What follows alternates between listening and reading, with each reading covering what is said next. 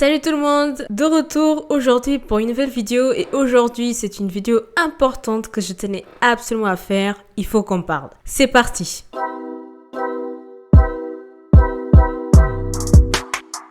Alors la question fatidique d'aujourd'hui c'est est-ce qu'on peut encore s'aimer soi-même avec internet, avec les réseaux sociaux? Alors aujourd'hui dans cette vidéo je vais vous partager mon point de vue par rapport à ça et bien sûr des techniques que vous pouvez appliquer pour modifier votre mindset par rapport à ça. Si vous pensez que malheureusement on peut pas s'aimer avec tout ce qu'il y a sur internet et tout. Alors, les premières choses que je tenais à partager par rapport à ça, donc je vais vous partager mes différents points sur ça. Ce que je pense, la première des choses, c'est que il y a donc l'image parfaite qu'on voit sur les réseaux sociaux, dans les médias, à la télé, partout en fait. Et du coup, sans qu'on se rende compte, forcément, il y aura une comparaison. Donc, on va commencer à se comparer sur différentes formes, que ce soit sur le physique de la personne, sur ce qu'elle fait, au niveau de son business même, ou même au niveau de ses activités pro et personnelles, ses voyages, ce qu'elle fait et tout, etc. Donc, il y a une comparaison qui commence à se créer. Personnellement, moi, je me bats constamment pour éviter de me comparer avec les filles que je vois sur internet. Ça peut être sur différents aspects, donc que ce soit sur les projets personnels, par exemple, le fait qu'on voit assez souvent les gens qui voyagent, qui n'ont pas une routine quotidienne, de rester tout le temps à la maison, etc. Donc, c'est pour vous dire que c'est dur parce qu'on le vit chaque jour et peut-être que nous les filles, peut-être, je sais pas, on sera plus susceptibles de se comparer entre nous avec les femmes qu'on voit sur les réseaux sociaux. Donc dites-moi si pour vous c'est le même cas ou pas. En tout cas moi je bats constamment avec ça, donc j'essaie de pas du tout me comparer et tout. Chaque personne a son projet, a son rythme. Et puis surtout le pire c'est qu'il y a des gens qui sont H24 sur internet en train de scroller sur les réseaux sociaux, donc TikTok, Insta et tout. Quelle que soit la raison, genre vraiment que pour scroller, regarder ce que les gens font et tout. Et là, je trouve que c'est encore pire parce que tu ne tires pas profit de ce qu'Internet te propose au niveau des avantages. Plutôt que de faire un truc intéressant, malheureusement, tu perds ton temps à regarder donc la vie des autres. Donc, tu es en mode spectateur et c'est là justement que tu vas grave te comparer aux autres et tout, et du coup tu vas pas reconnaître tes valeurs, ta personnalité, ce que tu vaux, qu'est-ce que tu veux dans la vie, tes objectifs, etc. parce que tu ne fais que regarder la vie des gens et tu t'oublies toi-même, tu ne passes pas du temps pour faire un truc que tu aimes ou fixer des objectifs, j'en sais rien, des objectifs que tu as envie d'accomplir dans ta vie, etc. Donc c'est quand même grave parce que tu passes plus de temps à regarder la vie des autres que de faire un truc pour toi-même, et ça je trouve ça vraiment très très grave aujourd'hui. C'est pour ça que avec internet, avec les réseaux sociaux, il faut qu'on en tire avantage, profit de ça pour faire quelque chose. Malheureusement, tout le monde n'a pas cette mentalité, n'a pas ce mindset là. Ils sont sur les réseaux sociaux pour s'amuser, mais heureusement qu'il y a une partie des gens quand même qui ne sont pas là que regarder des trucs pour s'amuser. Ils en font quelque chose. Il y a plein de gens, des créateurs de contenu, des gens qui partagent leur business sur internet, qui montrent comment faire. Voilà, il y en a plein, vous connaissez. Mais il y en a d'autres aussi qui ne font que regarder ce qui se passe sur internet au lieu de se concentrer sur leur propre vie. Donc, cette vidéo, c'est vraiment un appel. C'est un appel phare parce que sinon tu vas finir par te perdre en fait. Et après, tu sauras plus où tu vas aller et dans ta vie, tu vas faire le jour le jour. Et ça, c'est la pire des choses, faire des trucs le jour le jour. Faut que tu te fixes des objectifs, savoir ce que tu veux ou pas.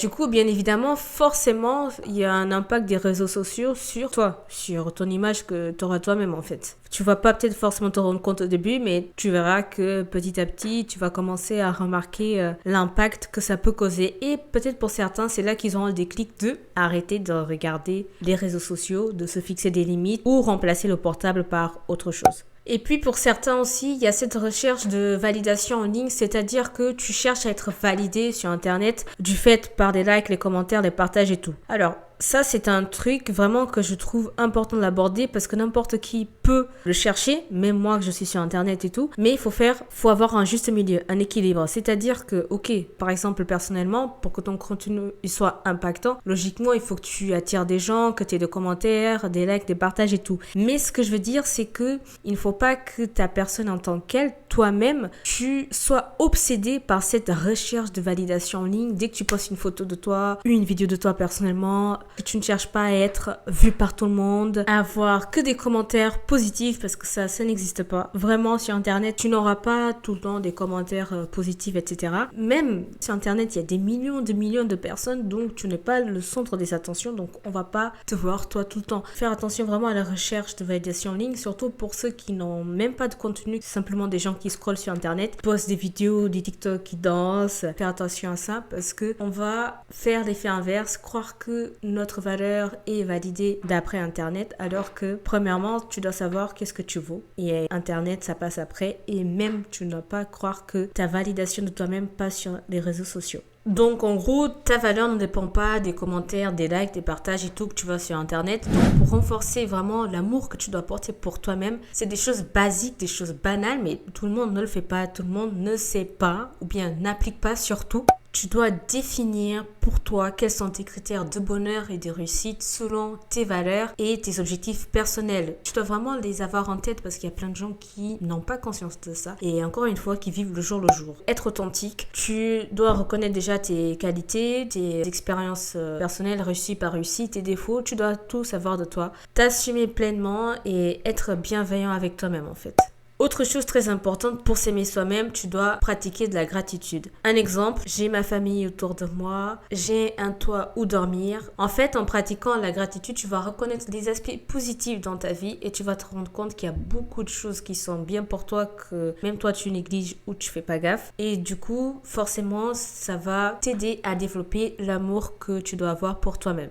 Et bien évidemment, ça permet aussi d'éviter les doutes, les insécurités qu'on peut avoir des fois pour rien dans notre tête. Et le dernier conseil que je voulais vous dire, c'est que ne vous limitez pas aux standards extérieurs qui sont fixés par la société. Telle personne a réussi parce qu'il a fait ça. Telle personne a échoué parce qu'elle a fait ça. Toi, tu dois avoir en tête que chaque personne a son parcours. Et chaque personne sur Terre a une vie qui est différente. On est tous différents. On a chacun notre propre vie avec nos propres valeurs, avec nos propres objectifs personnels. Donc, moi, je ne peux pas me comparer à quelqu'un d'autre. Je peux m'inspirer de cette personne, mais je ne peux pas me comparer. Faut pas t'en vouloir parce que telle personne a réussi ça et que toi, à ce stade-là dans ta vie, à l'heure actuelle, tu n'as pas encore atteint tel objectif. Je donne un exemple pour que ce soit beaucoup plus parlant. Par exemple, tu vois une fille sur Internet qui a 22 ans, elle vit sa vie très très bien grâce aux réseaux sociaux, grâce à son business en ligne. Et toi, aujourd'hui, tu as 27 ans et tu es toujours en train de galérer, tu n'arrives toujours pas à vivre de tes propres moyens. Ça, c'est l'exemple parfait. Tu dois donc apprendre de cette personne, à t'inspirer, à chercher le max de contenu, savoir quelles sont tes erreurs et qu'est-ce que tu dois améliorer, être persévérante et un jour tu vas percer. Mais il faut pas te dire que elle a réussi tôt, moi j'ai pas réussi tôt, ça veut dire c'est nul, j'ai échoué, ça marche pas mon truc. Vraiment, faut pas se dire ça. C'est pour ça que je dis toujours, tant que tu taffes, tu sais ce que tu fais le max que tu peux, que tu te cultives le max que tu peux dans ton domaine, tu cherches à améliorer et que tu es persévérante et que tu t'inspires des autres, tu as le mindset pour, tu vas réussir un jour ou l'autre. C'est juste question de temps. C'est pour ça, faut vraiment pas te comparer de cette manière-là en fait. Donc voilà, pour résumer que les standards qui sont imposés par la société, c'est pas le reflet de la réalité de tout le monde, chacun son parcours encore une fois. Donc pour conclure, bien sûr que c'est encore possible de s'aimer encore soi-même. Simplement, on n'a plus les bons réflexes, les bonnes méthodes avec tout ça, avec Internet et tout. C'était juste une vidéo de prise de conscience. Dites-moi ce que vous en pensez. On est là pour échanger, partager la vidéo aux personnes qui ont besoin d'écouter ça, qui ça peut les aider. Et abonnez-vous pour la suite et partagez au max. Je vous dis salut, ciao!